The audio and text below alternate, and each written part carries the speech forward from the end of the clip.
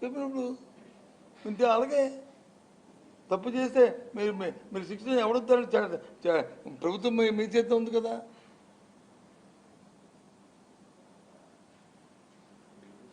అది చేయొచ్చు కదా. ప్రభుత్వం ముందు చట్టం ముందు దోషుగా నిలబెట్టచ్చు కదా. లేకుంటే దేనికోసం ఇది? మా ఊరిలో సామెత ఉంది, మా ఆడలేకంట మధ్యలో సరిగ్గా వాయించలేదని చెప్తుంటాడంట. ఇప్పుడు ఎలాగుందంటే ఆయన చెప్పిందే వేదం.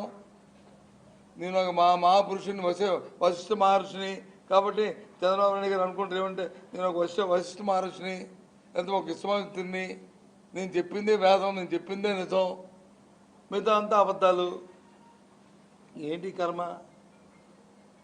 మీరు వశిష్ఠులో విశ్వామిత్రులో అందరికీ తెలుసు, ఈ రాష్ట్ర ప్రజలందరికీ.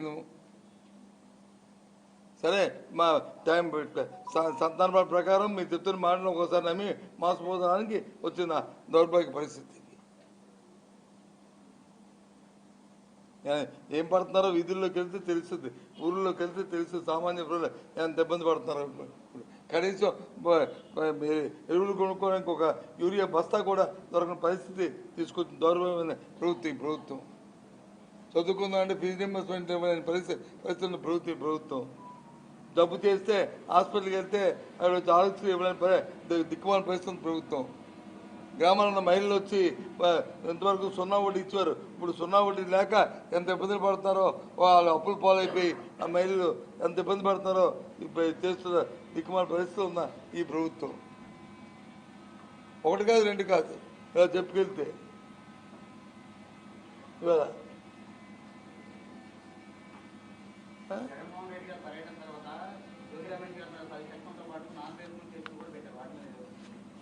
సార్ ఈ ప్రభుత్వం నాన్ బెయిలబుల్గా ఎన్ని పెట్టారు 10 సెకండ్లు ఎన్ని కేసులు పెట్టారు? 2-3 పెట్టారు. ఇంక పక్కన 0 పెట్టకపోవడానికి ఆలోచించు. అంత దుర్మార్గమైన ప్రభుత్వం. 2-3 కాదు 20-30 పెడితే అడిగేం పోయింది? తప్పుడు కేసులు పెట్టిన వాళ్ళకి, ఒక మంచి ఆలోచన లేని మనుషులకి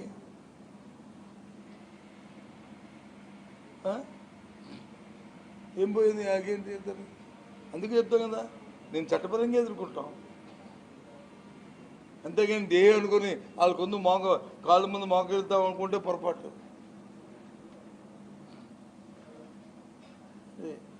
కానీ సంఘటన మాత్రం చాలా దురదృష్టకరం, క్షమించరానిది. రాష్ట్ర ప్రజలను అందుకే కోరుతున్నాను, ఇలాంటి బాంబుల సంస్కృతి మంచిది కాదు.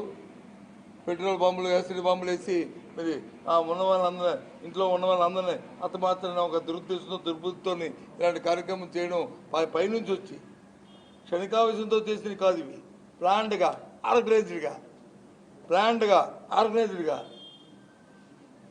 ఇది ఈ సంస్కృతి మంచిది కాదు. పోలీస్ వ్యవస్థ నిర్వహణ అయిపోయింది. రాష్ట్రంలో ఎక్కడ శాంతి భద్రతలు లేవు. చాలా దురదృష్టమైన కార్యక్రమం. అందుకే వెళ్ళడానికి వచ్చాను. అలాగే మా జోగి చెప్పాను, నాన్న పర్వాలేదు, డోంట్ ఫీల్. ఏదండి మరిన్ని దాడులు జరిగితే చూస్తూ ఊరుకుంటాం అనుకున్నా?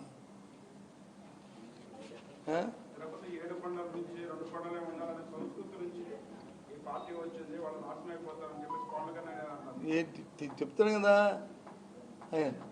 ఆయన ఏం మాట్లాడాడో ఆయన తెలుసుకుంటే ఆయన తెలుస్తుంది. ఆయన ఏం మాట్లాడాడో, ఆయన సనాతన ధర్మం ఏటో, ఆయన ధర్మం ఏటో,